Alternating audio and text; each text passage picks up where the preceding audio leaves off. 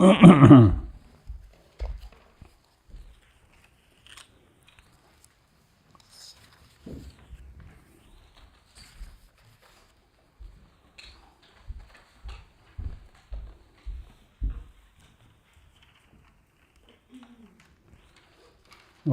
shall we read from page 72?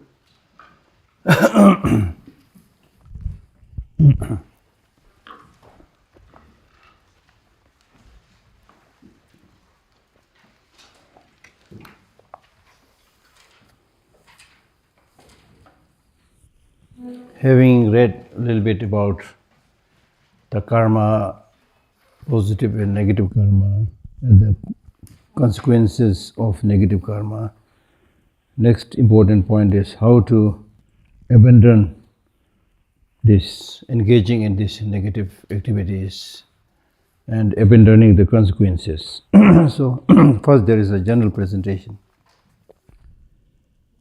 We need to know, number one, we need to know what the positive and negative actions are.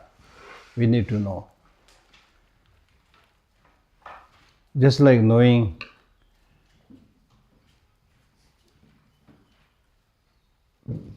poison as poison and medicine as medicine. After understanding them, however, we should not just leave it at that.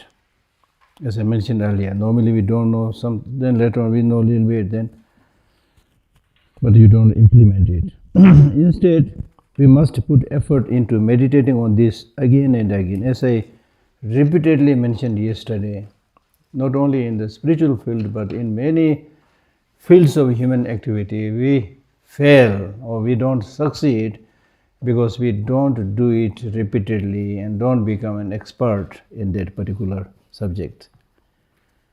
So you need to do it repeatedly. For a short time, you'll become an expert. Then you can earn money, help others, get respect, whatever you want. It is very difficult to get a clear understanding of the actual meaning of these very obscure actions. Obscure actions means, as I mentioned earlier, when you think about the subtle functions of these actions and the results of these actions, it is very difficult for us to know it unless you really think deeply. You may get some superficial idea. And in fact, in this kind of gathering also, I have attempted not to go into the depth, because most of you are not Buddhists, your mind may not be very much trained in that. So I was focusing more on those things where the teaching will be more relevant in our day-to-day life, in facing, and solving problems, right?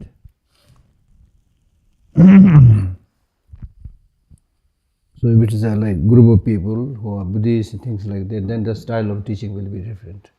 Then I'll be more technical. Therefore, we must have faith in the words of the one gone beyond. One gone beyond means Buddha. And persevere in the practice. So, therefore, we must have faith in the words of the Buddha. How can you have faith in the words of the Buddha? By studying, by seeing. Right? When we talk about faith, faith is important in Buddhism, but reason is more important than faith. When we talk about faith, there are two types of faith, or many types of faith. Two main primary faiths are faith of intelligent people and faith developed by people who are not so intelligent. Sometimes we use the word faith of those people whose minds are blunt, who don't do much exercise in thinking. So there is a big scope for developing just blind faith. I do this because everybody is doing that. If you look at a crowd or rush that is there in front of a temple, Well, it's okay. People can do whatever they like so long as it does not harm others. That's my fundamental belief. But just rushing and pulling and going into the temple is not religious practice. And people are so fond of going where everybody is going without a second caution. And everybody unfortunately goes in the wrong direction. That's why we get problems. So faith of the intelligent person means you study, you listen to the teaching, you study, you use your brain, intelligence, and see how far this seems correct, useful. Only after when you see the usefulness and correctness of this teaching, then you follow it. So that faith is called unshakable faith. Then you will stay in that line. Now, ordinary faith is, people have asked me this question repeatedly. Geshe Lhakdor, is it better to follow many religions or just one religion? I think many of you have this question also. Is it better to follow one religion or many religions? This is really like asking, is it better to study one subject or many subjects? Yes, it is good to study many subjects when you are in the lower class. Mathematics, English, geography, so many things you study when you are in the lower class. But when you do your PhD, you specialize. That is not to say all the subjects that you studied are redundant, useless, bad. But here you are specializing. You can't do everything in the world. Right? You specialize. So therefore, when you reach a higher, higher means basically if you really want to understand and follow that particular line of thinking or teaching or religion properly, then you need to specialize. Yes, it's always okay, you read a little bit here, a little bit there, that's okay, but there should be a dedicated line of thinking. It's really like moving through the national highway. You should go through the national highway. And when you drive through the national highway, it is okay to, go by the side, and have your dinner, lunch a little bit. That's okay. But there should be a national highway on which you should travel. So therefore, when you say, I become Buddhist, I become Hindu, it's supposed to be specializing. This is not to say that this is the best, others are bad. That's not the thing. But what you are saying is just like you are doing PhD, you are specializing. Because when it comes to making this inner spiritual development in a sequential, successive, stage-by-stage practice, it is important not to get distracted too many things. Just follow one line of thinking. Question, of course, you can always ask, but there should be a dedicated line. That's important. But if you don't want to do this kind of dedicated thinking, and if you don't really not so keen or don't have the capacity to really engage in this rigorous spiritual practice and develop some inner insight, if you don't want to do that, then for maintaining relationship among the society, among the community, it's good to know a little bit about all the religion. Yeah, all religions are the same. Yeah. All religions are the same. Many people say, all religions are the same. Yeah. Message of all religions may be same. Message is brotherhood, sisterhood, love, kindness, compassion. But philosophy, in many cases, completely different. Believing in a creator God, not believing in a creator God. Believing in past life, not believing in past life. Completely different. And the purpose is to be a kind person. So for majority of us who are not able to go into the depth of those philosophical explanations, it is very, very important to become just a good person. Whether you know so many things or not, we try to become a good person. But having said that, it is not easy to become a good person if you don't have the knowledge. Therefore, the Buddha summarized his teaching by saying, do not do anything that is negative. do everything that is positive. Completely discipline or train your mind.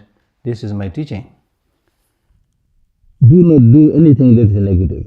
He did not say, don't do most of the negative things.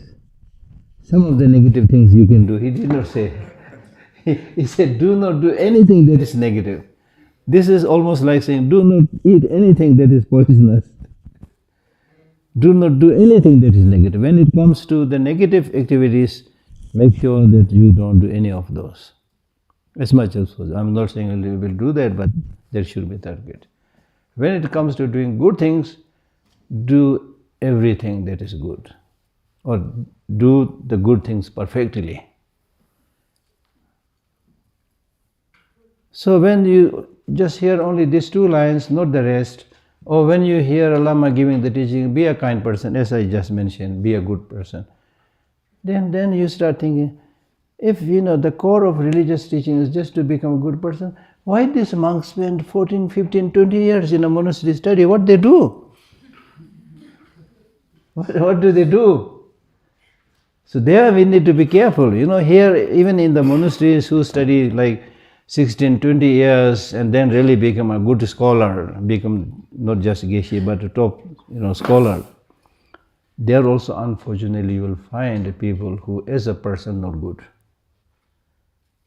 In terms of their scholarship, yes, they almost have all the answers because they have been studying 20 years day and night.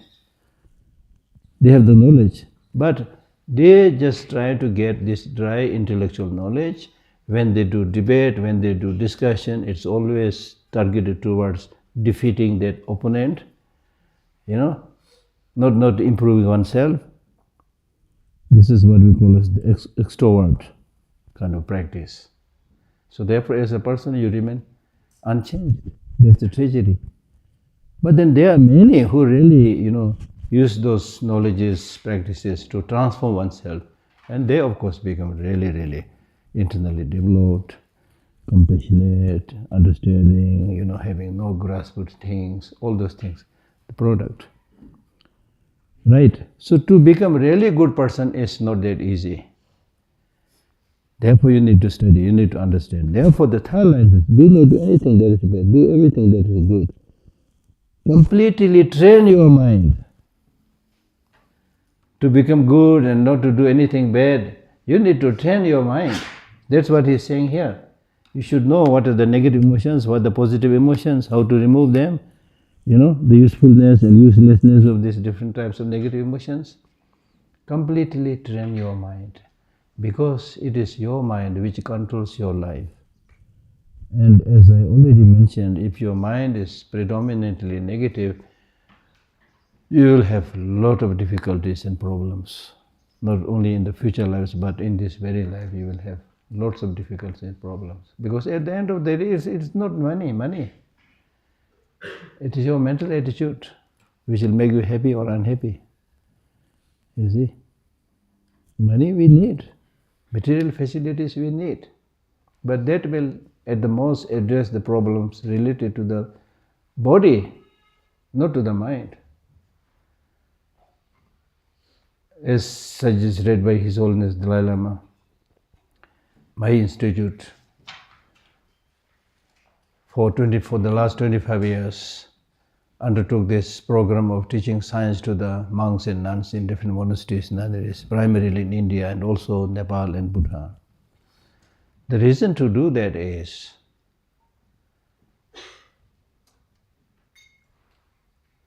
science deals primarily with the physical body.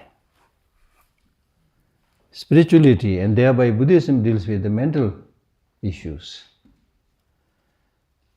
The aim of both these two streams of knowledge, two disciplines, is to lessen human problem. That is supposed to be the object.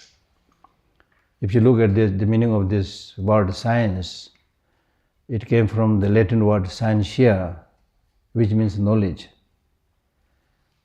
which is saying that you are suffering, primarily talking about physical sufferings, because you don't have the knowledge. If you have the knowledge of electricity, you don't have to sit in darkness. If you have the knowledge of making an aeroplane or using a train and things like that, you don't have to take many years or months to reach a particular place. So it really did help a lot,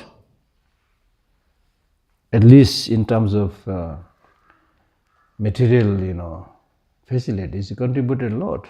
And then medicine and many areas, it did a lot of contribution. But those contributions were primarily related to the external physical problems. So therefore, until and unless you solve the mental problems, solving physical problem alone will not help you, not address the issue. So therefore, this is a statement from the science that all emotions are necessary. There's nothing called positive, negative. All emotions are necessary. That statement is made primarily in relation to the physical experiences. They're not talking about the mind.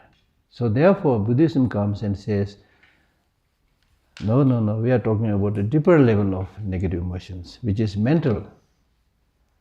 So there are categories of emotions which are totally negative, those that are totally positive. The difference comes there, right? And then Buddhism says, as we have been discussing during the last few days, ignorance is source of all problem. You remember that, right? So that means if you have knowledge, if you have wisdom, understanding, shunyata, whatever, you will have happiness. So both science and Buddhism are talking about alleviating human suffering.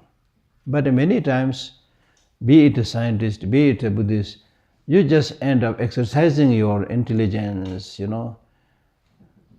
the causes, the origin, things like that, and you don't really personally apply it. Personally don't apply that wish to help others. It is because of, shortage of this. We are having many problems today.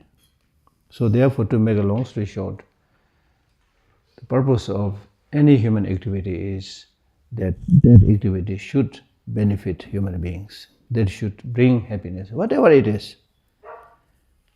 Even if you are a computer engineer, the motivation should be, how can I help others, not just make money. And the interesting thing is, when you really have this total dedication of helping others, money will come automatically. When you have this crooked motivation of just making money and taking advantage of people, how many times you are going to cheat people? 1 time, 2 times, then they say, oh, don't go to this shop. So what is really missing in today's world is this feeling of love, compassion and concern for the well-being of others. That is missing. That is missing, unfortunately. So, almost like a takeaway from these few days of gathering, we should all try to implement this wish to help others, benefit others, and not only thinking, but as much as possible try to practice and implement in your day-to-day life. Whatever you are doing, there's always a way of helping others, whatever your expertise, right? So that should be our aim. So therefore the text is saying, without certainty in understanding this, we will not be able to decipher any teaching well enough to please the Buddha. Now to please the Buddha is, sounds almost like the Buddha is another god sitting there, you do everything to please him. No. This should be correctly interpreted. In Shantideva's Bodhicharyavatara, there is a line which says, apart from pleasing the sentient beings, there is no way you can please the Buddha. Apart from pleasing the sentient beings, there is no way you can please the Buddha. So pleasing the Buddha here means pleasing the suffering sentient beings. And then one of the foremost disciple of Milarepa, Gambupa, in his text, beautiful short text, he has written a beautiful short text, which some of these verses I'm going to explain in the coming Sundays online. Almost 4 Sundays I'm going to explain that online. So beautiful short text. So there Gampopa mentions cheating and deceiving the suffering sentient beings, taking money, whatever from them, then offering it to the Buddha is like cutting a piece of flesh from the leg of a child and giving it to the mother. If you chop a piece of flesh from the leg of the child and give it to the mother, will she be happy? And if you say, oh, you are my friend, so I brought this gift to you, will she be happy? She will be, forget about her being happy, she will be horrified. So we do these things, unfortunately. Buddha actually don't need any help.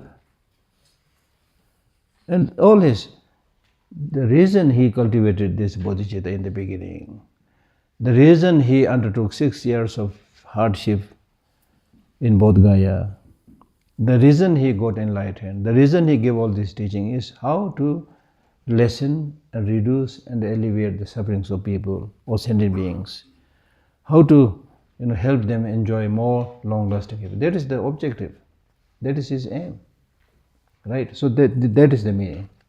It's not that you just please the Buddha, and then he will give you the blessing. Not like that. Not like that. If you don't do what you should be doing, Buddha will never be happy. Right? You can cheat ordinary people, but you cannot cheat him. You cannot cheat him. And if we are thoroughly convinced of the phenomenon of karma, as we discussed, how it functions, the cause-effect relationship, the infallibility of cause-effect relationship, and examine it day and night. See, this is so important. Practicing in your action. Day and night means it's not saying don't sleep, but whenever you have time, you should think, if I do this, what will be the consequence? If I do this, whether it will help people or harm people. For one's own personal well-being, long-term happiness, and also for the development of that particular institution or society where you're working. If people of that society, that community, that nation doesn't have this kind of commitment, the country will never make progress. And I can see it very clearly, and you can see it also clearly, you see. These days, countries, they flex their muscle and show, I will bombard you, I'll use my ballistic missile, you're the devil, this, that, then people happy, yeah, we should do it, bomb them, on the spur of emotion. Most of the countries do that. But that is not solution of the problem. That is not how you can bring stability in your country. You can bring stability in your country by understanding the importance of the soft power. Soft power means power of culture.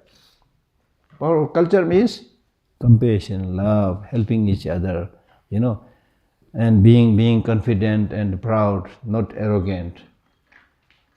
That should be there. Then you belong to a great country. Your country is then great. But just using destructive machines and killing each other, and you think you are great, it's wrong, really. Right? So therefore, this development of these inner qualities, culture of love, culture of non-violence, culture of compassion, is, and then the sense of responsibility to people, is the fundamental thing for the development of any country. And if you don't have this compassion and love for your people, then people don't have enough water to drink.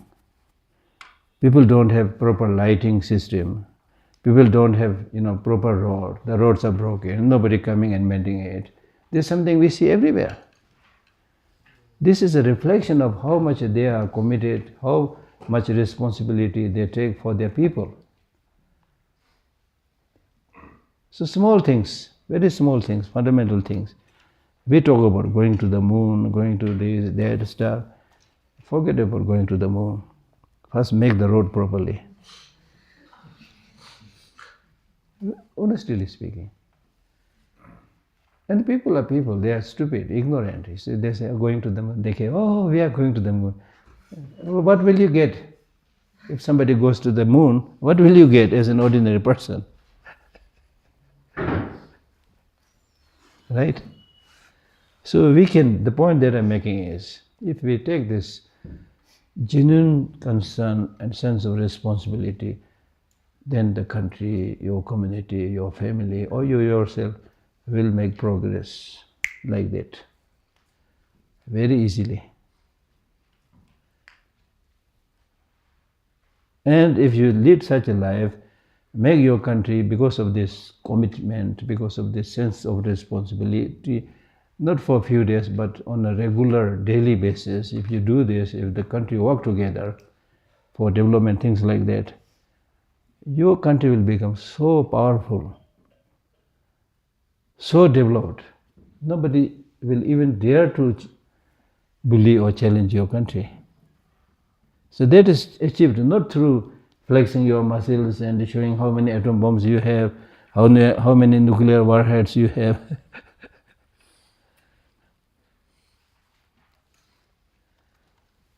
I mean, relatively speaking, we can take example of some countries who worked very hard and made so much development. I mean, I'm talking about the good side, not about the bad side. When I visited Israel, I was probably one of the first person visiting Israel, first or second person visiting Israel. After that, I visited many times. So in the beginning, when I visited, Israel was more or less a desert. We went around, we were a group of 130 participants from 30 countries. So we spent more than 1 week, went everywhere, things like that. You mostly see desert and rocks and things like that. Then later on, every time you visit, there's more green, more green, more green. Now Israel is like any other developed country. It's because of people working hard. Then also visit Japan. Everywhere you go, so disciplined, so clean, such a sense of responsibility. So those countries, they like these things. They don't care. They don't care about the passengers. They don't care about the people staying in the hotel. You're just eyeing to take the money. Then in the long run, it doesn't work like that, right? So if you do, and practice in this way of helping others, that is called Dharma. That's called Dharma practice. Dharma practice is not going to a temple and sitting there closed eye. This is ordinary way of doing things, right? The real Dharma practice is, as I mentioned already, there is no way you can please the Buddha unless you please the sentient beings. And it is these sentient beings with whom you live all the time. You see? Right? So not just few countries or individuals, we need this kind of attitude throughout the world. So if we are thoroughly convinced about the phenomenon of karma and examine it day and night by way of 3 doors, body, speech and mind, we will be exempt from being born in the lower realms. In other words, we will be exempt from suffering, physically, verbally, mentally. If you're committed to this kind of practice, in this life also you will have less suffering, less sickness. And much of the sickness that we get today is eating wrong food. There is a Tibetan saying which says, all human sicknesses are food sickness. It's an old saying. Mine thamje sene. All human illnesses, sicknesses are coming from the food. All illness, sickness of a horse is because of running too much. You see? Right? So there also, if you really, remain observant and aware and see what is good, what is not good, you will be free from many of these sicknesses. So in the beginning, with little or no knowledge of the divisions of dharma, karma, we let the three doors of it. Because in the beginning we don't have the knowledge, so therefore we let the three doors of body, speech and mind go wrong, go in the wrong direction. Why you go in the wrong direction? Because of these small attractive offers, pleasures, not being able to look for the long-term happiness. Long-term happiness is not presented in the market, in the shop. The sources for short-term happinesses are presented in the market, and many inviting things are there. So you go there, you get astray, which only leads to the gateway to the miserable realms and sufferings. Not at all in accord with the practice of the law of causality, we make mistakes and cannot free ourselves. So not to live in accordance with the law of causality, because you don't immediately, like when you do a negative action, as a result it will not harm you immediately. It's not like setting your feet on a thorn, that when you set your foot on a thorn, it will immediately prick you and then you realize, oh, I'm wrong. When you do a negative thing, the result will not be like this. But that doesn't mean that you can cheat, experiencing the negative result by doing bad things. Many people think, I can cheat, I can do this, I know how to fool the police, I know how to fool my parents, So you can cheat them, but you can't cheat, the result of your negative deeds. This way, watch if we are going in accordance with the law of causality. As we examine whether we are going in accordance with the teachings and genuinely see that we are not, then we are wise. If you are able to know what I am doing is wrong, then you are a wise person. So anyway, we end up, unfortunately, because of many past lives' habit or this life's environment, many other causal factors, we end up slipping here and there, make some mistakes. That is almost like unavoidable. So if such things happen, then don't think it's okay. Don't make friendship with okay. It's not okay. You already took poison. So it's better that you take some remedy. So that is what he's saying. Emphasis on the practice of the 4 remedial powers. Now don't think that you do all this stupid, negative, destructive thing, and then later on I will practice the remedial powers, I'm okay. No. The text clearly says there is a big difference between a person who has never broke his leg and one who has broke his leg and then set it right. There's a big difference in terms of the strength of the leg. So similarly, the best thing is not to do it. So the 4 remedial powers. The first is power of complete repentance. The first is to feel deep regret about the negative actions. Now deep regret means not saying that you feel, you think I did this wrong, I'm a bad person, now it's definite, I'll go to hell, I'm hopeless. No, not like that. This is not Buddhist way of thinking. The first is to feel deep regret, just like you're having taken the poison, regret about the negative actions we have committed since the beginningless time, not only this time, from beginningless time. To do this, we should meditate on how the effects of negative actions, such as the 3 fruitional results which we already studied, are generated. Right? 3 types of results, the environmental result, a result similar to the cause, we have already studied. Think about this. We can do this with the confession of excellent golden light and the confession of the 35 Buddhas. So think about that, and then also there are confessional prayers. In the Tibetan tradition, we recite this confession of the 35 Buddhas. For example, when I went to school, every morning, in the morning, meditation and prayer, the monks have to do at least half an hour prostration, chanting this confession prayer to the 35. We recall the name of all the 35 Buddhas and we do the confession all the time. And then there is another practice called the 3 Hip Sutra. So these are means. And then also there is process of purification through Vajrasattva, meditation and visualization. Very important mental exercise. So all those things are there. Probably, for the Buddhist, probably. Then second, power of complete antidote. So in the ordinary sense, at least you should develop regret and say, I'm not going to do this again. The second is the power of relying on the antidotes, which has 6 parts.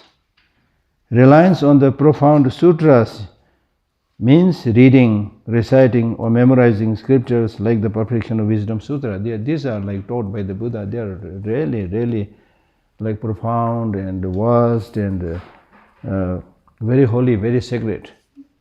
So you should read them. Luckily now, even if you don't know Tibetan, so many good translations are there. Read them again and again. And if possible, in the Tibetan tradition, monks recite, some of you won't believe in ancient Tibet, traditional Tibet, some of the monks, they memorize books which will become a complete big load for a donkey. That many scriptures they memorize.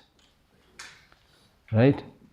So now even these days, if you go to South India, visit some of these big monasteries near Mysore and near Mysore and near Hubli, at least 5,000, 6,000 monks are studying there. They have texts, religious texts to be studied.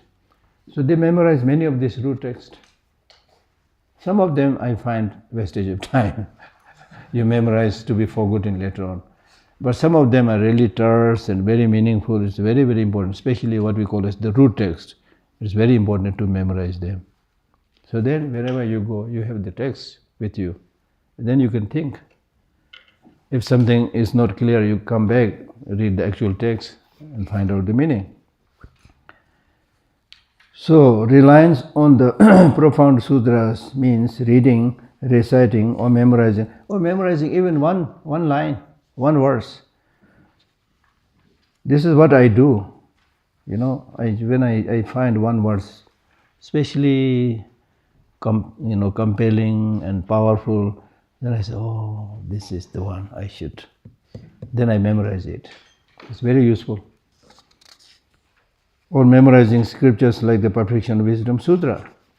Second, interest in the theory of emptiness. Show interest in the theory of emptiness. Means meditating and generating reverence for the clear light nature and clear light nature of the mind and its primordial pure state. Meaning that the mind by its primordial nature is pure. The afflictive emotions and stains are temporary, they are adventitious, meaning that they can be removed. It is not one with the basic nature of human mind. This is really good news. This is good news. Even if it is imprint, even if it is the seed of the negative emotions, the seeds of negative emotions, the imprints of negative emotions, all this can be lessened and removed through practice. Third, reliance on repetition means repeatedly reciting the essential mantras like the 100-syllable mantra, Vajrasattva practice, or at least Om Mani Padme Hum, or the name of the Buddha, Om Muni Muni Mahamuni Soha, or the mantra from Heart Sutra, Tyatha Om Gati Gati Paragati Parasam Gati Pati Soha. They are like magic formulas. Really, really, very, very useful. So forth as per their respective rituals. Fourth, reliance on the image means creating images of the Buddha with profound faith in him. Creating images of the Buddha. There are people who are not happy with the image. When they see Buddhist is worshipping image, they say, oh, they are idol worshippers. I had one Israeli student, many years back. I just met her. My residence was near the temple. I was then working with His Holiness. So on my way near the temple, I met this Israeli girl. She asked me, is it possible, I'm interested in studying Buddhism a little bit, is it possible that I find a teacher somewhere? I said, it will be a little bit difficult because most of the teachers don't speak English. So I'm willing to help you at least for a few days. So she used to come to my residence and I would explain and teach, and she was so interested, so enthusiastic. She just almost writes down everything. And one day she came a little bit upset. Then I asked her, what happened? She said, I saw people, prostrating in front of the image. So that to her looked like idol worshipping. So can you explain this? I said, yes, I will explain. When you go around traveling, do you keep the photo of your brother, sister, parents in your purse? She said, yes. Then I said, you're stupid. Just to make the point, I said, you're stupid. Because the photo you're carrying with you is not your parent. She said, I know, but that will help me remember them. That's it. Nobody is saying that this image is the real Buddha. And you can imagine him as the real Buddha to get extra blessing. But otherwise, this is a way to remind yourself. For example, this one is also a reminder. Otherwise, everybody can wear this. It's available in the market. Right? Armies wear uniform. The bearers in the hotel wear uniform. The schools have their uniform. This is to tell them that this is what I do. Right? So this again you should understand. Reliance on the image means creating images of the Buddha with profound faith in. And then also the reason that we use an image or painting something like that is, we all know how difficult it is to think about our own mind because it has no form, no shape, right? So it's always good to explain something with photos, with images, right? So that's the way. Then fifth, reliance on the offering means offering various substances to the Buddha and those objects that represent him. So making offerings. For example, you make offerings, they have offerings here. Now many people again who don't have that understanding, they think they are stupid, These statues will not eat the bread that you offer. So it's basically not whether they are eating it or not. It is your mental purification, your thinking, your respect that is shown to the Buddha, symbolized by that statue, that image and things like that. So these are only helping supports. But having said that, in the case of a genuine practitioner, it is always better that you refine yourself, do your practice, rather than just making very ornate temples, very ornate images. And unfortunately, people are everywhere same. Many people have very good motivation, they are dedicated, they make temples, they build stupas, build images. But then there are others also, he build these things for making money. If you have a very attractive temple, everybody will come. Everybody will come, make their offerings and money, and you can just get the money and enjoy. Right? So it is important to have centers of learning rather than ornate temples. Right? If you make a very ornate, beautiful temple, I'm not discouraging it. It may have arts and other good things, may be good, but that just visiting that temple may not solve their problem. Their mental, especially the mental problems can be solved if there is a proper centers of learning. So a temple devoid of monks, temple devoid of students is more or less of not much benefit. So centers of learning.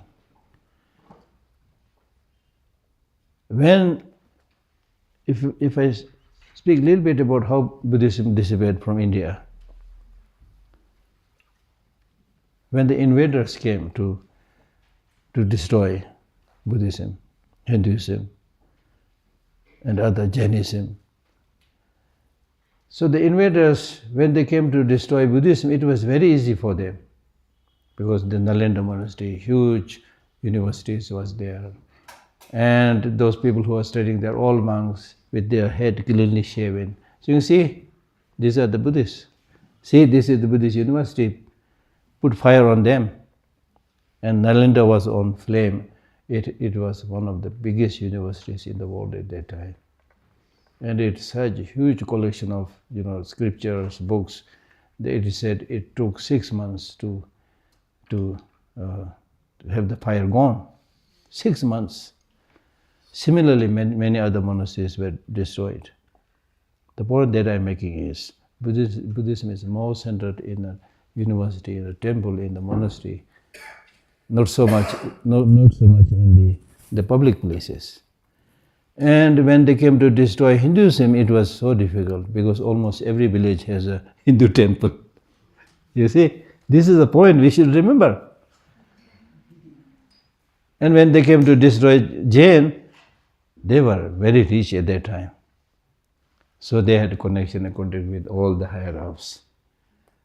So Buddhism suffered most at that time. So we should take a clue from that.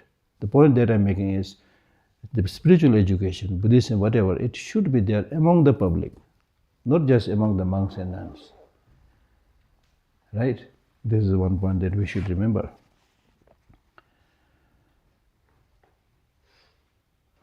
Reliance on the name means hearing and learning the names of the Buddha and Bodhisattvas, because they are very, very highly spiritually, realized beings. Just by remembering their name gives you that inspiration, encouragement, and connection. Out of the four, the number third is power of reversing negative karma. The third power is firmly abstaining from the 10 non-virtuous actions which you know very well. Now you need to reverse those 10 non-virtuous actions and develop the 10 virtuous actions. This will put an end to actions such as taking life, etc., by destroying all negative karma and afflictions and obscurations of the 3 doors. This eliminates the effect of previously committed negative acts. So somebody asked yesterday the question, is it possible to put an end to all the wrongdoings? Yes. By doing positive practices, in many cases you can lessen them, and then gradually you can eliminate all of them, because it is a state of the mind. It is a habit of the mind. When we say imprint on the mind, it means it is a habit formed on the mind. That habit can be changed. The very reason when we talk about doing dharma practice is changing the mind, we are talking about the possibilities of removing the negative emotions. So it is possible. It is possible. Like the very famous Milarepa, the greatest yogi of Tibet. How many of you read about Milarepa? Many of you, very good. That Milarepa story, I think you should read it. It will make you cry. It will make you, do dharma practice. It's very, very, very moving story. And then, if possible, also read the 100,000 songs of Milarepa. And the 100,000 songs of Milarepa are the songs that he did not sit down and thought and wrote like that.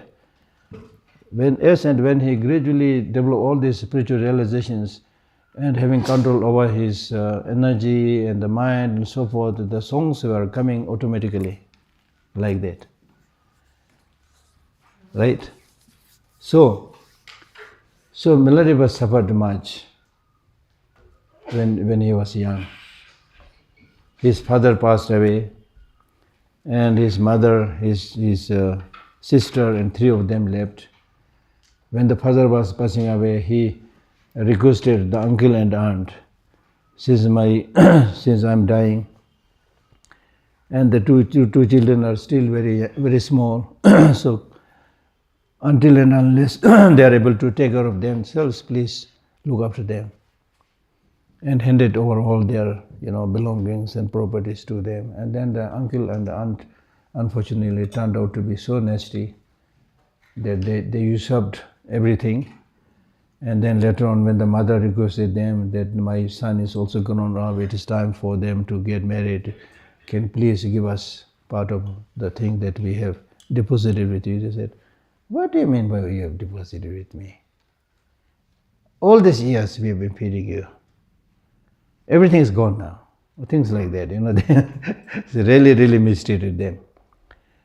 And the mother was very upset. At the same time, she was very determined and very clever.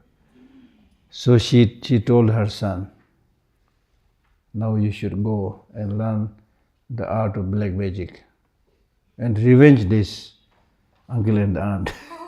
Revenge them. Okay? And then one day, I'm tempted to tell a little bit story. So one day Milarepa went somewhere.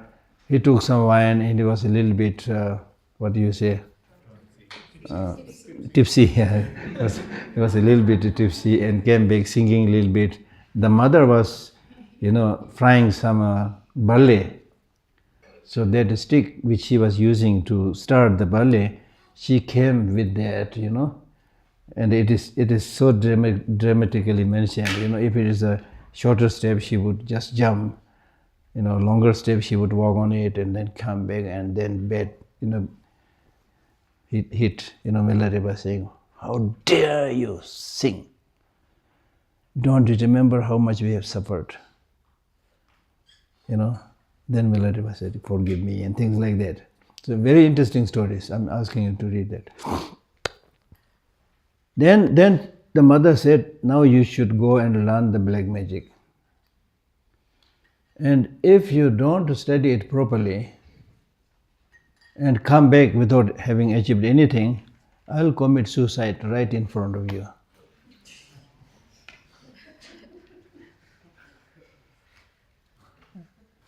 Then he went, learned the black magic, and he achieved all the feat. And by using black magic, he killed so many birds, so many human beings. In fact, when the uncle and aunt, one of their daughter or somebody was marrying, there were around 30-40 people gathered there celebrating. So Milarepa came and he did this manifestation, emanated a big, huge scorpion. And that scorpion pulled the pillar and collapsed the building and killed all of them, 35 or something. So like that, you see, he did so many, destructive, negative emotions, works. And then finally, with full of repentance, he went to few teachers.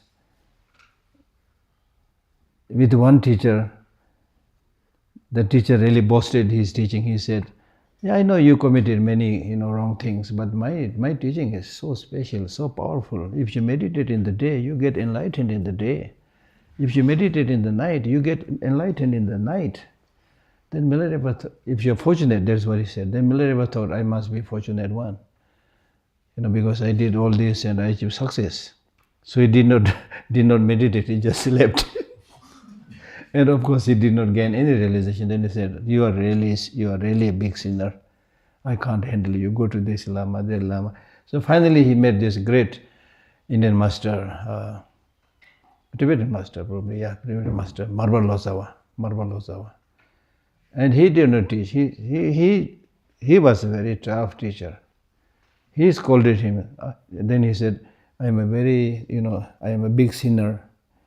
Please help me. Then he said, why you are, boasting you are having committed sin? Why you are telling all this to me? And he requested, he has nothing, so he requested, give me teaching and also something to eat. Then he scolded him, said, if you want teaching, you should find food from somewhere else. If you want food, I'll give you food. Find the teaching from someone else. So it's a very interesting story. So he did not teach. Instead of teaching, he said, you should construct this building, construct that building. So in Tibet, still you can see those buildings. He constructed one building here. Then the Lama would come and said, who told you to construct this kind of building, which is like a building for, practicing black magic? So you should dismantle it. Then he has to build another. He built so many of them alone. Right? So this is to purify his negative deeds. And then finally there's a story of his giving teaching, and he was able to, purify the negative deeds. He was able to fly, and even like the aunt the uncle was already then, I think. When Milarepa achieved success in all this spiritual practice, came back, and then he was again begging, for his food. Unfortunately, the first house ended to be the house of his uncle. The uncle immediately recognized him and drove him away with sticks and stones. So many interesting stories. But then later on, the aunt was highly, highly moved, and she also followed Milarepa's teaching and became a good practitioner. I think it's a very interesting story. So the point that I'm making is, you can purify negative deeds. This is the example. This is the example. But in order to purify, you should be hardworking like Milarepa. Then the fourth is power of reliance. The fourth power is cultivating the mind of enlightenment and taking refuge. Mind of enlightenment means cultivating bodhicitta. This now we are going more into the Buddhist teaching, So if you are not Buddhist, maybe you will not do this, but at least you should think about cultivating a good mind. Now here, just to let you know what it means, the mind of enlightenment means bodhicitta, we call it, which means a mind wishing to become Buddha for the benefit of all sentient beings. That's called bodhicitta.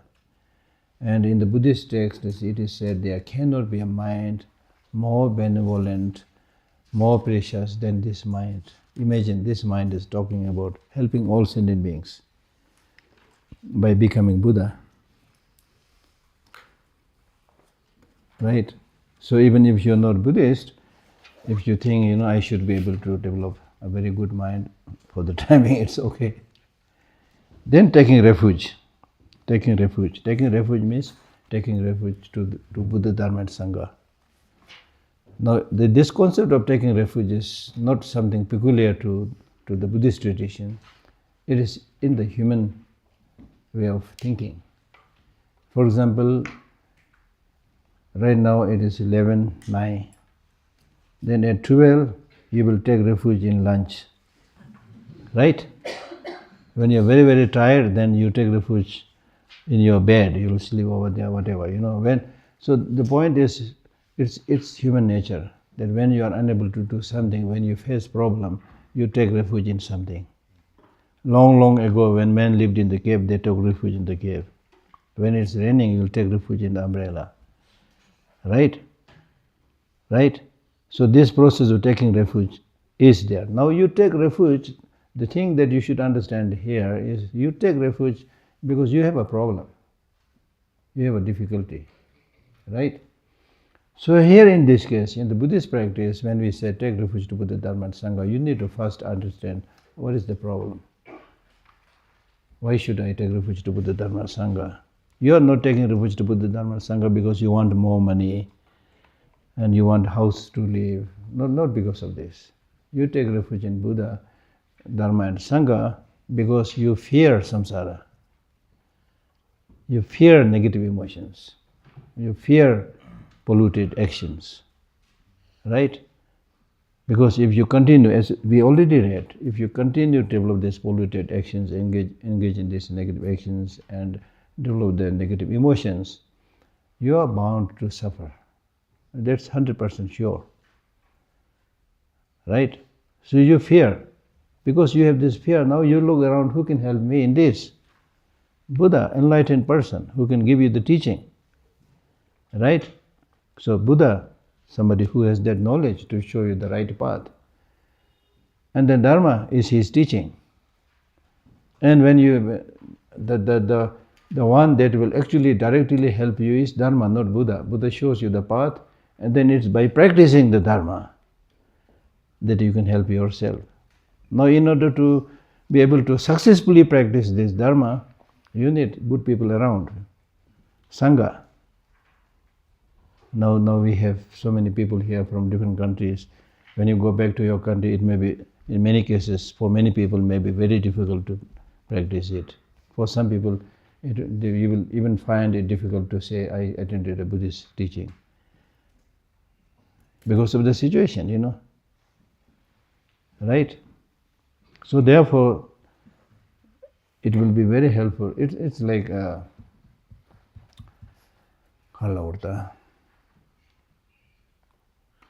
so Buddha is like the doctor, the physician, who gives the prescription. Dharma is the medicine. The one that cures your illness is medicine. In order to take that medicine, you should follow the guidance of the doctor. And Sangha is like the nurse or your relatives who is there to help you when you are sick. Because here in this case, we are sick of negative emotions. We are suffering from negative emotions. This is a very, very, chronic illness. It's not a product of your having taken a wrong food yesterday. Negative emotions. They have been there. They have been lingering in your mind for countless lives. They are heavily entrenched in your mind. It is not easy to dislocate them, uproot them. Right? So therefore you really need to understand the importance of this teaching, practice the Dharma, and go and live with spiritual friends, good teachers, at least in the beginning period of the time.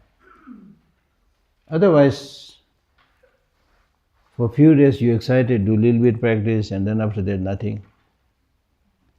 Right? Yes?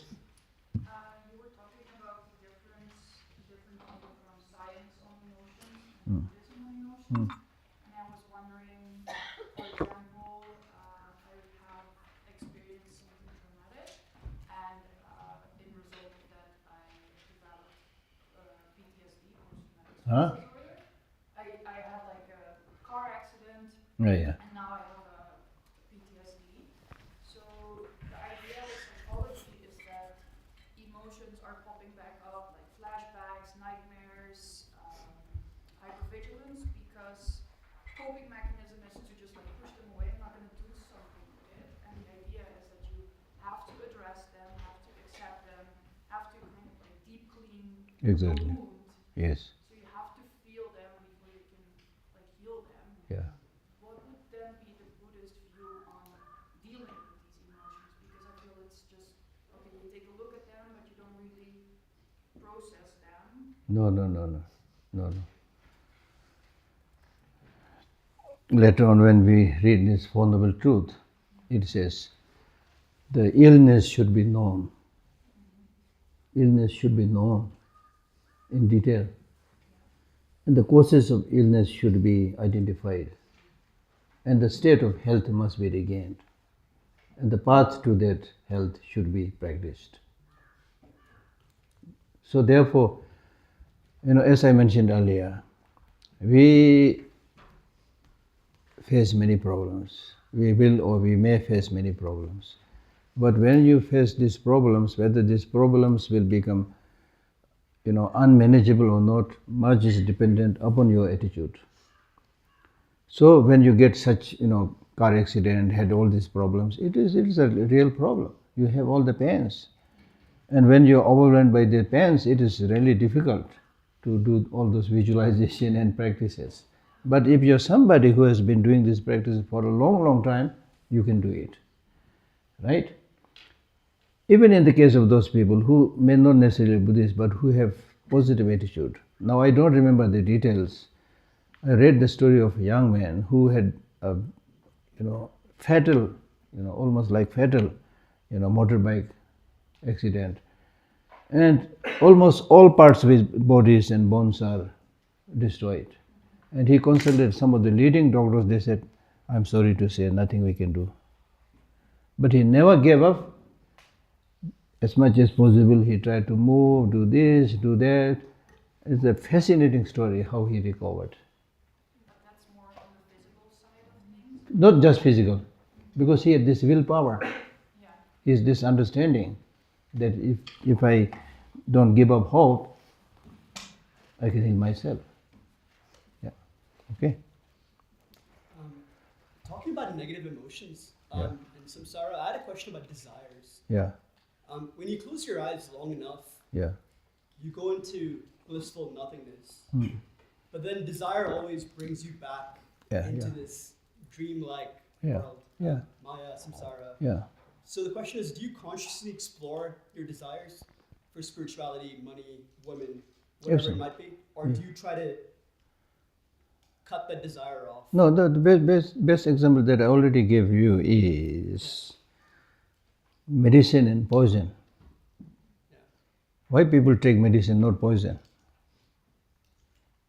Because if you have an idea, any particular thing is poison or poisonous, if you have an idea how destructive they are, they will kill you, they'll make you sick, it's very likely you will not take poison.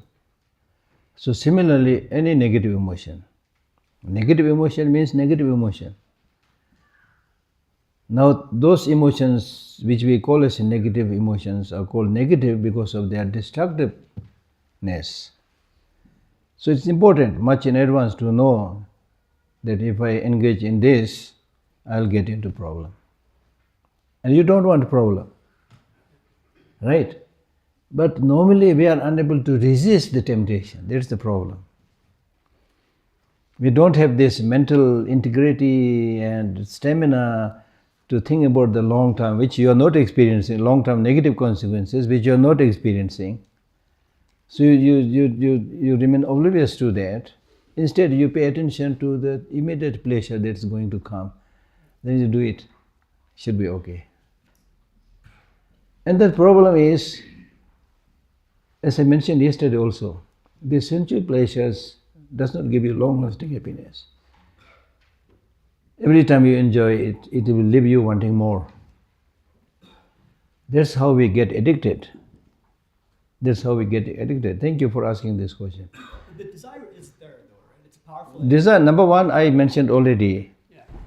Desire not necessarily negative. Yeah. Positive desire, negative desire. So having desire is no problem. Having enjoying a little bit is not an issue. But the problem is you're getting stuck there. You're getting addicted. I attended one conference here in Dharamsala, Mind Life Conference, where His Holiness and some of the leading Tibetan masters were there. Some of the leading scientists were there. And then there was the lady who is probably the director of that institute in Washington. She is also an expert on addiction. So in her presentation, she said that given our natural state of the brain and other things, human body and brain has a capacity to take care of itself to a great extent.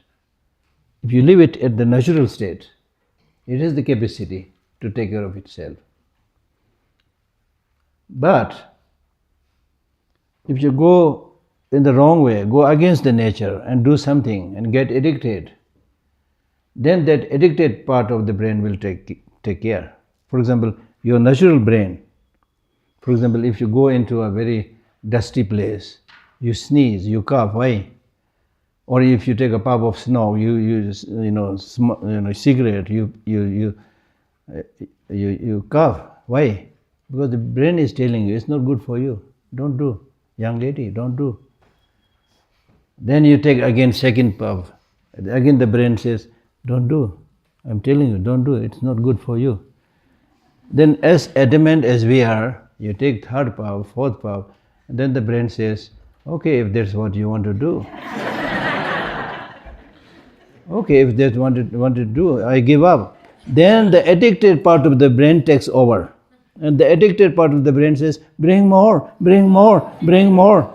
So much so that you really you get so addicted to it that now you can't live without it. I've seen people who are heavy smokers, when they don't smoke for a short while, then they start, trembling. Like that, you see. So addiction. So in Buddhism, what we are talking about is give up those addictions and get habituated with the good things. Instead of your brain, getting addicted to destructive things, make it habituated with the good things. Get habituated with compassion, with love, things like that. So that's the difference.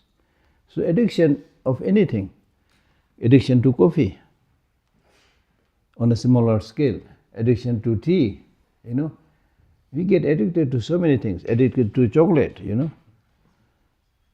Recently, a number of people give me a lot of chocolates. So number one, I try to distribute it. Then number two, I make sure that I just take one little chocolate a day, not more than that. So this is again something that I try to do, maybe of some interest to you.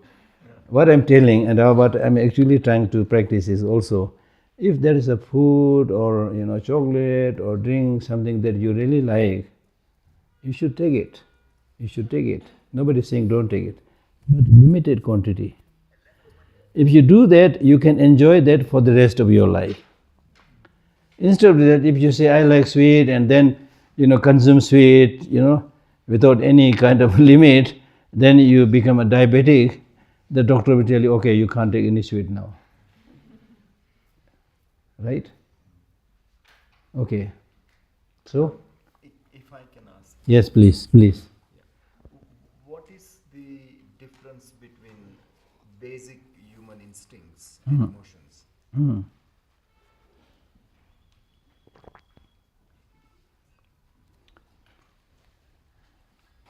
Within basic human instinct, there are basic human emotions also.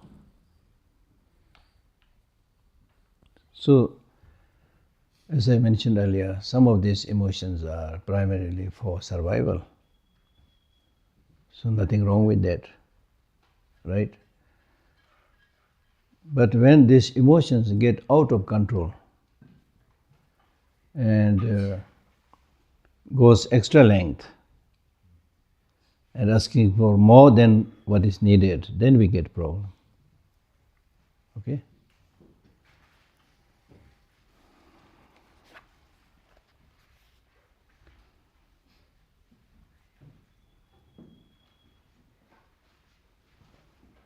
Power of reliance.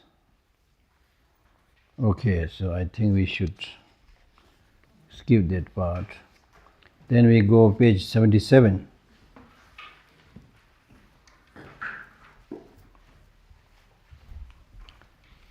Training the mind in the stages of the path shared with a person of medium scope.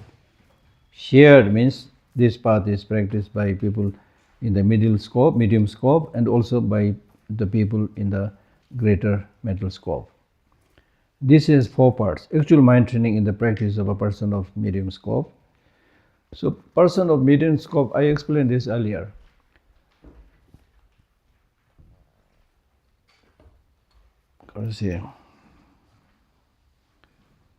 A person of middle intelligence or middle scope is one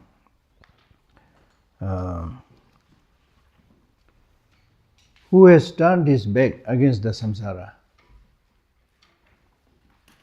and who has stopped committing or try to stop committing negative deeds, and then aspire to get happiness and peace just for oneself. That is the path of the person with middling scope. Peace for oneself. Peace here means nirvana. Nirvana just for oneself. I want to come out of cycle of existence.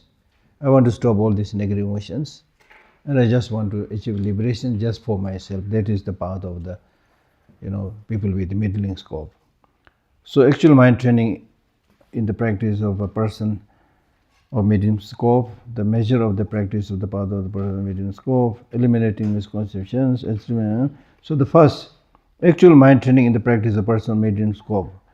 This has 2 parts. Recognizing the mind recognizing the mind that aspires to be liberated.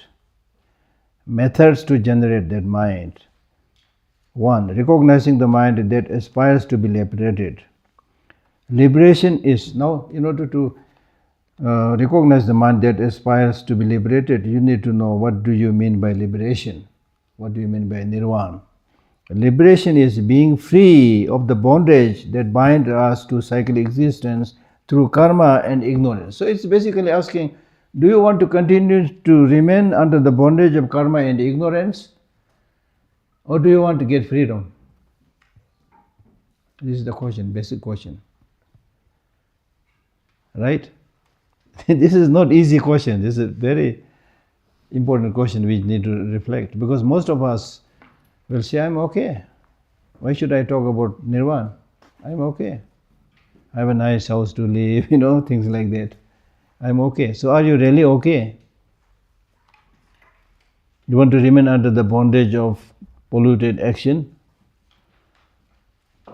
and a negative emotion? That is the question. So in order to do that, you really need to know the destructiveness of these negative emotions, which we'll read later on. Liberation is being free of the bondage that binds us to cyclic existence through karma and ignorance, and we become helpless. It is these two causes that link the 6 kinds of life, 6 kinds of life forms throughout the 3 realms to the 4 sources of rebirth. This is how we are bound, and freedom from this bondage is liberation, and the desire to obtain that is the mind that aspires to be liberated. Methods to generate that mind. There are 2 ways to generate the aspiring mind. Number 1, cultivation of the mind by contemplating the truth of the suffering and its origin. Cultivation of the mind by contemplating of the 12 links of dependent arising. After getting enlightened, when Buddha was requested to give teaching, he did not taught right away. You know this story already. So when he first started giving teaching, the first teaching that he gave was the famous teaching on the 4 noble truths. So when he was giving this teaching on the 4 noble truths, he said, this is true suffering. He gave the introduction saying, this is true suffering, this is true origin of suffering, this is true cessation, this is true path. That is called the first cycle of teaching on the 4 noble truth. In the second cycle of the teaching on the 4 noble truth, he said suffering should be known. Origin of suffering should be eliminated. Cessation of suffering and negative emotion should be actualized. Path leading to that cessation should be meditated. That is the second cycle of teaching on the 4 noble truth. In the third cycle of the teaching on the 4 noble truth, he said, even though suffering is to be known, there is nothing to know. Even though the origin of suffering should be eliminated, but there is nothing to eliminate. Even though the state of cessation of suffering should be actualized, but there is nothing to actualize. Even though the path should be meditated, but there is nothing to meditate. So now look at this. When he said, this is true suffering, this is, he did not point to a building or something. Or, normally when we hear the word cycle of existence, then we think this world is cycle of existence. Because you live in this world, then you say, I live in this samsara. But samsara is not this building, not the external atmosphere. It's primarily your psychophysical aggregate. You are bound within this psychophysical aggregate. So this is true suffering. This is psychophysical aggregate that you have is true suffering. This is true origin of suffering. That means the origin of suffering is also the ignorance, the negative emotions that is there with you. This is true origin of suffering. And this is true cessation means that when you put an end to these negative emotions, including ignorance, and actualize that state of being free from negative emotions, this is true cessation. And in order to eliminate that negative emotion and achieve that state of cessation, you need to cultivate the path. path of morality, path of one-pointed concentration, path of analytical meditation or wisdom. This is the true path. So this being the case, in the second cycle of teaching is therefore suffering should be known. So when you give the Four Noble Truth of the Four Noble, teaching on the Four Noble Truth, instead of starting from the cause, the origin of suffering, he started right away with the suffering. This is true suffering. Meaning that unless you have a clear understanding of suffering by which you are afflicted, you will not make a move. Everything is okay, why should I go? If you're somebody who is really very, very comfortable here in Dharamsala, why should you think about moving to Canada or America or to Bangalore, things like that? But here, if you have a big problem, whatever be the problem, it may be the next door neighbor, it may be the local community, whatever. When you really have big problem, then you say, oh no, I can't. Or it may be the members of your family. Then you say, no, I can't stay here. This is exactly what is said in Aryadeva's 400 verses, where he says, how to say, somebody who is staying in his own home and being happy with that will never think about moving from that place.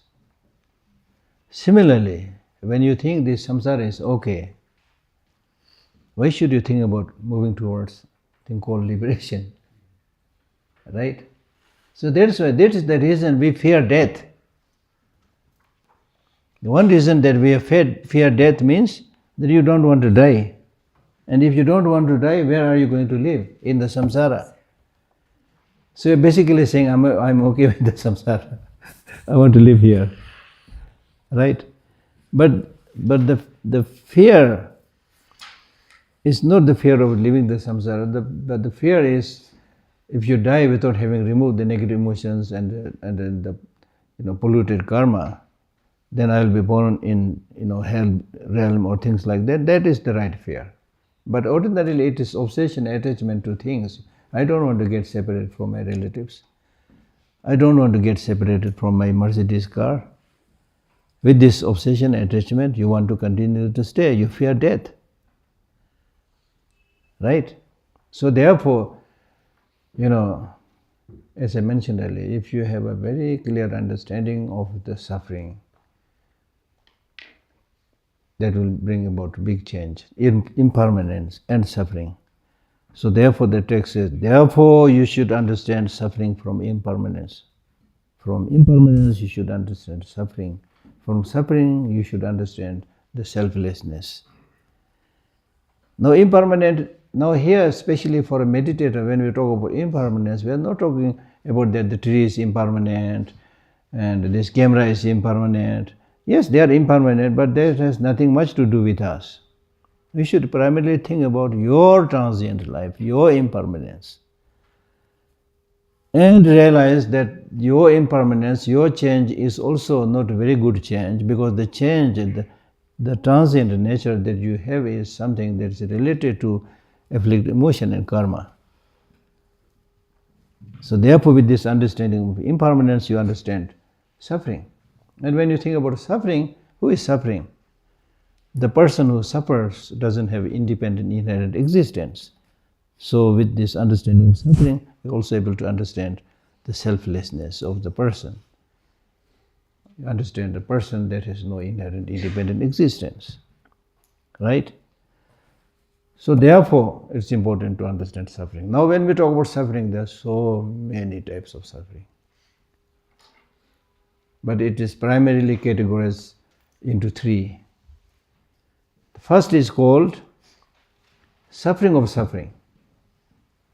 Suffering of suffering means you are born in the samsara. Underneath, your body, you have this problem, you have this suffering in general. Maybe not so obvious, but it is there. As if to make the matter worse, you get headache, you get a stomachache, which is noticeable. So suffering of suffering. You already have suffering in samsara. In addition to that, you get this suffering. Headache, stomach ache, diarrhea, whatever. That is called suffering. So that should also be understood. But that is not so difficult to understand. It is said even animals have some understanding of that suffering. They can feel it. But to be honest, many of us don't think about it very carefully. Therefore, you create your suffering. You take wrong food, get diarrhea, get a stomach ache. So you are creating that suffering. So there also it's important to have a clear understanding that if I do this, I will have this suffering. So we are failing even at that level.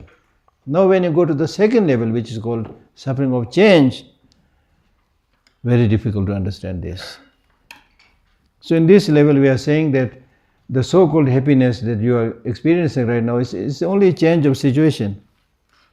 It's only a little bit lessening of the suffering. It's not genuine happiness. For example, after 20 minutes, I'll let you go for your lunch. And then you get an opportunity to get up. A little bit happiness. But that is not genuine happiness. It's only reduction of the suffering that you have been experiencing sitting here 2 hours. Right?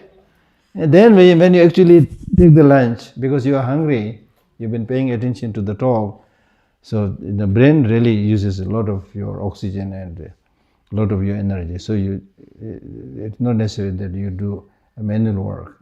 It takes a lot of your energy. So you are really hungry. So when you are hungry and then you have this food, first a few spoonfuls of food is really delicious because you are hungry. Now keep on eating. By thinking that, okay, I should eat as much as possible because I have given money. I'm not saying you will think like that, but let us say, somebody thinks like that. 1 or 2 possible, right? Then you eat. How much you can eat? Then there is a returning of law of marginal utility. It is a term used in economics, law of marginal utility. And if you overeat, you'll start vomiting. So the kind of happiness that you thought you got by eating food is not reliable happiness. It changes. So more important thing that is, whichever friends you associate, they are suffering of change. Whatever wealth and other things that you enjoy, suffering of change. It will not give you permanent happiness. One of the clearest example you can have is the lottery winners. When somebody wins a lottery, say 1 crore, $1 billion, whatever, the level of happiness really surges up, but it doesn't stay there long. It comes almost back to the same level where you were before you won the lottery. This is scientifically tested thing. So this material requirements, you do need those things, but unless you know how to maintain some kind of satisfaction and contentment, it will not give you long-lasting happiness. Not only not give you long-lasting happiness, that will bring many, many more problems. Here, the more the merrier doesn't apply. The more you have, the more you will get headache.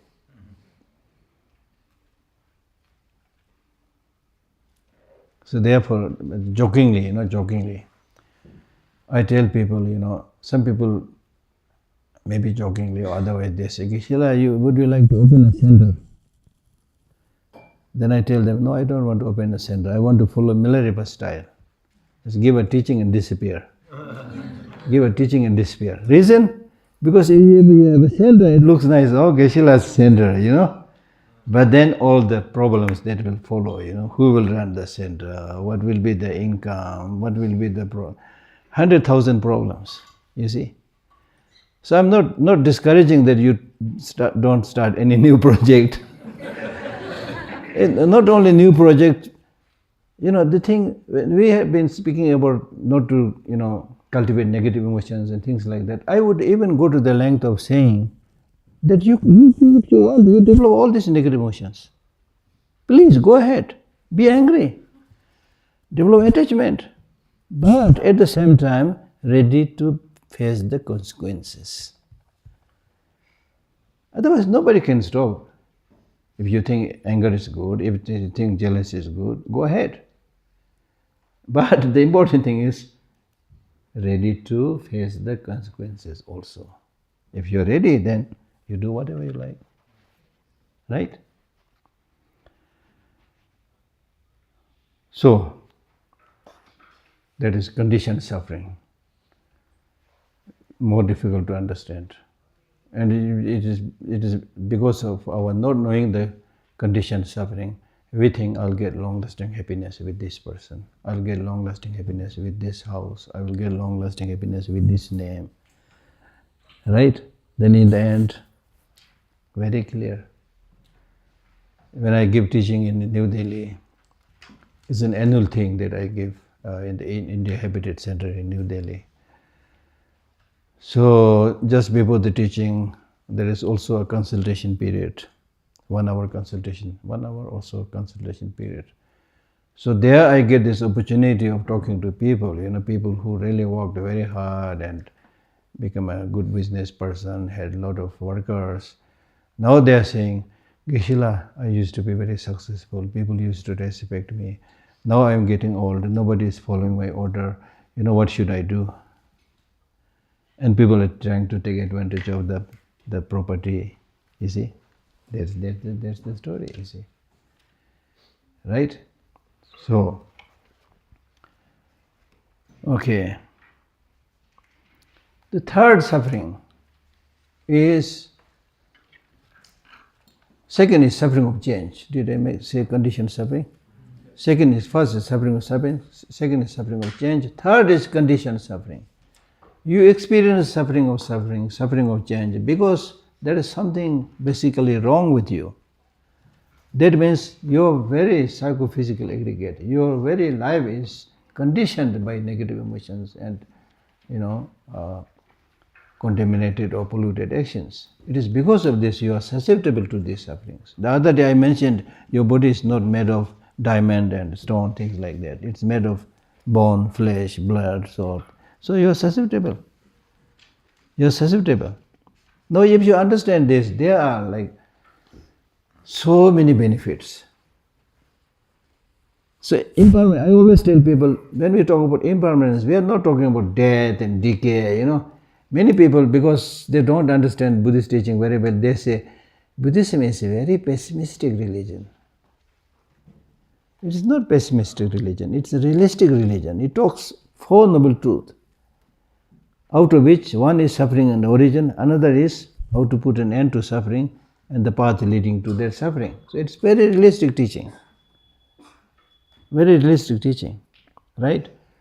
So therefore, if you are somebody who really has a good understanding of impermanence, which includes understanding the fragility of your psychophysical aggregate, if you have that very good understanding, you will, I'm not talking about long-term kind of achievement, even in terms of your health, you will be able to take good care of your health, because it is impermanent, it is fragile. I don't want to teach on this. You can see a documentary where you can see how your lung is functioning, how your kidney is functioning. Therefore, great teachers like Nagarjuna, in his letter to the friend, he says, to be able to go to bed tonight and to be able to wake up next morning is a magic and mystery, given the fragility of your body. So you don't take it for granted that you live forever, that you don't have to take care of your food, yourself. You keep on consuming all the junk food. As simple as that. Start from there and you will be happier.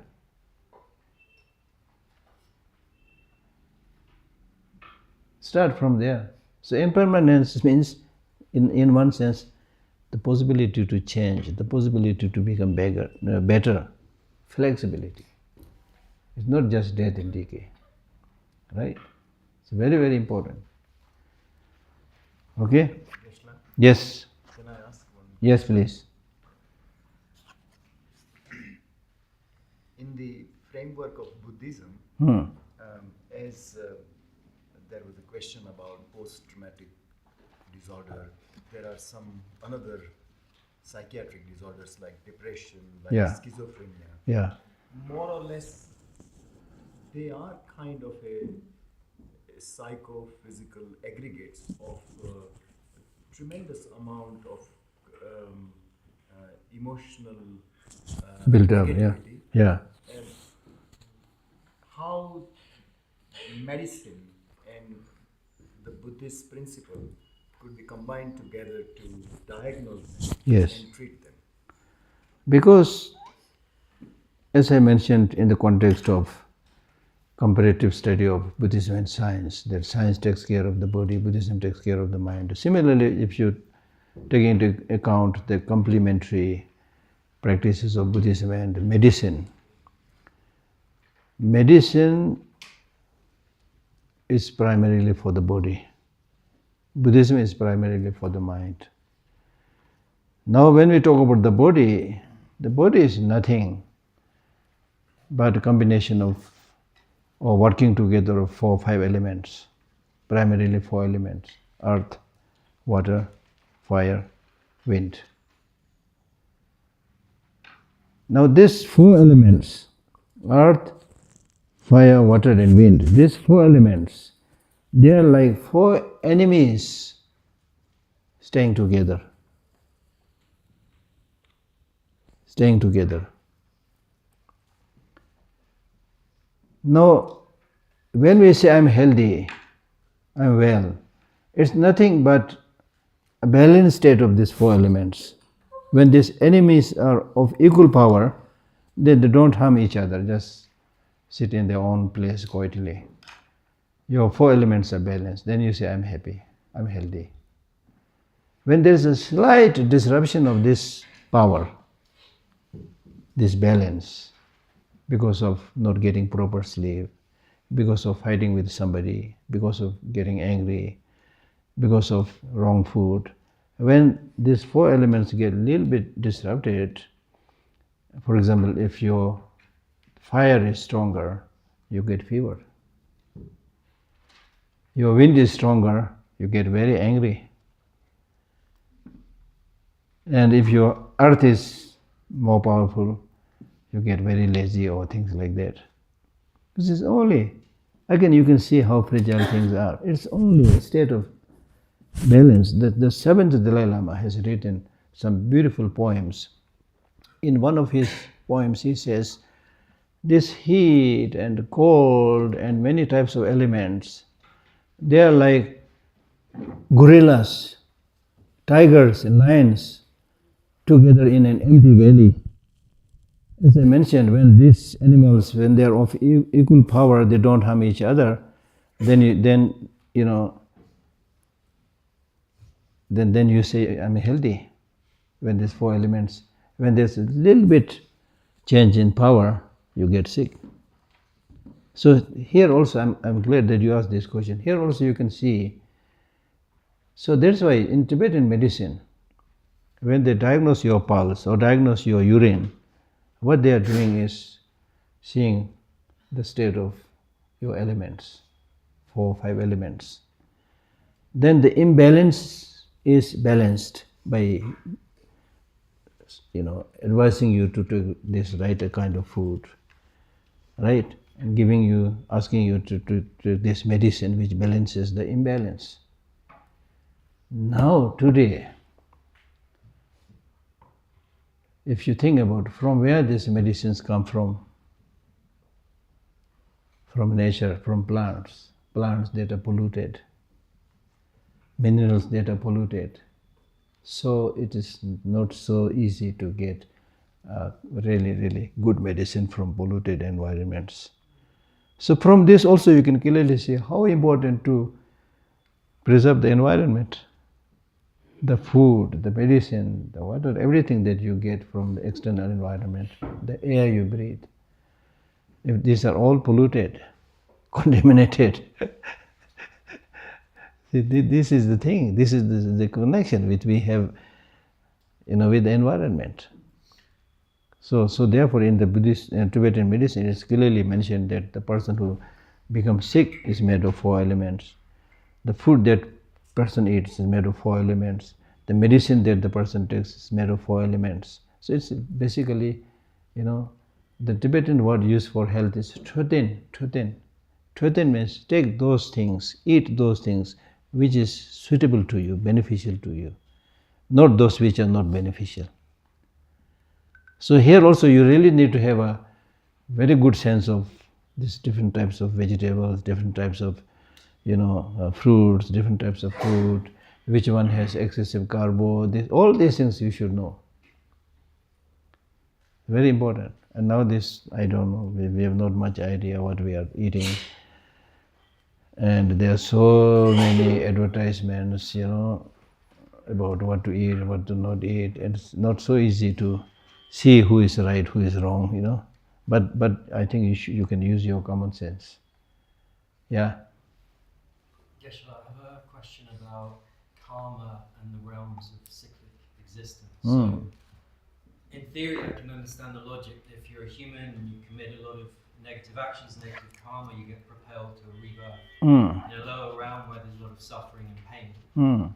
But on the other hand, as I understand it, if you're a human and you commit good actions, positive actions, you get good karma, you can be propelled to these higher realms. But the texts say that actually in the higher realms it's almost too comfortable, and existence in the human realm is better, has better conditions for enlightenment because it's balance.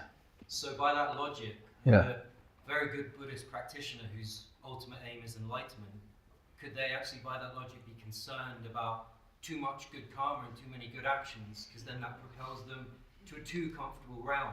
And why is the rebirth? No. Therefore, the right. Why is the result of the rebirth in a realm where there's too much comfort? Therefore, the right motivation is not try to achieve a birth in the comfortable realm, but to achieve nirvana and liberation. Bypass them. It is not a state which you have to pass through. It's not like you have to go to Delhi, then you must pass through Chandigarh. It's not like that. But isn't there a danger that you accumulate, you don't know... Danger, yes. Danger is always there.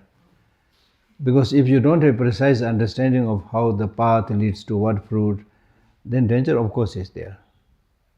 But by studying, by understanding, you can avoid those dangers. So that's why there is a story of a great teacher. When he was passing away, then he looked very worried. And he said, "What happened? You are such a great practitioner." He said, "Now I get this sign of being born in heaven.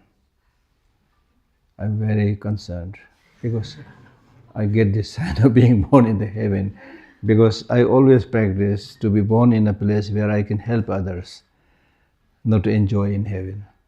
You see? Yeah. Thank you so much for your wisdom over the last few days, Geshe. There's a popular belief in modern mindfulness that you can create your reality or change your reality by your thoughts. So like thoughts become things, you can manifest your dream partner, Yeah. job, house. I think in yesterday's teachings, you mentioned that you can also potentially, change your genes. You don't inherit the same physical diseases that your parents, grandparents did. Today you mentioned that someone who had a major accident actually recovered, even though modern medicine said that he wouldn't be able to. But in Buddhism, it is that you see reality for what it is. You can't change your reality. Could you help me understand? Yeah. One is the all-pervasive, fundamental, basic reality like impermanence, which you can't change on a larger scale. But within that state of impermanence, you can change. The other day I give you the example of a good surfer. It's because of this impermanence that you can ride on the wave and then not to get, sunk, So therefore, this has to be understood on different levels. One, when people say, okay, if you have this right way of thinking, practice mindfulness, meditation, all these things, you will get the wife that you wanted, you will get the house that you wanted. It's not that easy. It's a mere possibility. In one sense, it is an element truth. You're not just sitting there meditating and the wife comes and husband comes. It's not like that. But because of your positive mental attitude that you have developed, you will make connection with that person which has similar good qualities. So in that sense, there is an element of truth. But it is not true in the sense that I don't do work, I sit here, meditate, mindfulness, and the dollars will come upon me, euros will fill my pocket, Nothing. I even forgot to bring my bag today. Otherwise, I could fill it and go. Right? So that's not the case. But it's basically saying, yes, your perception, your way of thinking makes huge difference. Right? Then as I mentioned earlier, but this doesn't mean you achieve whatever is, in the case of, I mentioned that in the case of material objects, you can't make unlimited progress. Because the area in which you are thinking about making unlimited progress itself is physical, material, limited. How can you make unlimited progress? In the mental realm, there is more possibility. At least until you become Buddha, you can make progress. Yeah. I have a last question. Yeah, there's one there. Yeah. Do you have to completely purify your karma to attain enlightenment? Do you? Do you have to completely purify? Yes, your yes, karma yes. to Sure. attain enlightenment? Absolutely. Yes. Otherwise, it will become an obstruction. Do you know? Is there any sign once it's been purified? Will you know? Of course, you will know. Of course, you will know, because then you are already on a very high state. But for us, as I mentioned earlier, for us the good news is that reaching that level and what is the state at that level, this we can conjecture and guess, but that's of not much use. But the good news is, that if you reduce your anger a little bit, you will be happier. And that we can do. That's the important thing. Yeah. The difference between Vipassana Yeah. and what we are doing now, Uh-huh. Is there any major difference in the? Yeah, roughly speaking, what we are doing here means even when you ask question, if you ask that question through thinking, reasoning, that's the kind of vipassana. Because vipassana, as I mentioned earlier, is analytical meditation. You are analyzing, you are questioning. Even when you read a book, you ask question about the truth of that explanation. That's vipassana. That's very, very important. Yeah, last. Geshe, yesterday we meditated on what is fleeting pleasure, what is long-lasting happiness. Yeah. I was wondering, and I couldn't understand where this falls, but creating something, whether it's poetry or writing, where do you see that? Because I felt it gives me long-lasting happiness. But what is your view on that? It will give you fleeting pleasure, more in a positive sense, not long-lasting. Not long-lasting, because so long as you have these negative emotions intact within you, you do whatever you want to do. Not just poetry, you become a monk, pass your Doctor of Divinity, but still you will not have that long-lasting happiness. Yeah. All right, thank you. Enjoy your lunch, whatever it is.